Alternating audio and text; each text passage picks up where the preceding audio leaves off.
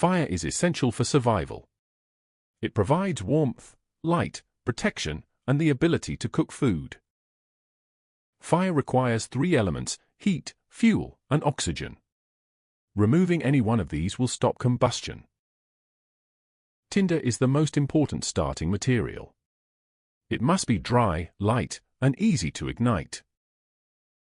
Kindling consists of small sticks that help grow the flame once it begins. Fuel wood sustains the fire over time. Dry wood burns efficiently, while wet wood produces smoke and weak flames. A safe fire begins with a clear base, free from moisture and debris. One effective primitive method is the bow drill, which uses friction to create heat. Proper positioning ensures stability and efficient energy transfer. Rapid spinning creates friction, slowly generating heat.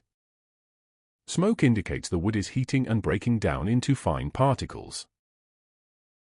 A glowing ember forms when enough heat concentrates in the wood dust. The ember must be gently transferred into the tinder bundle.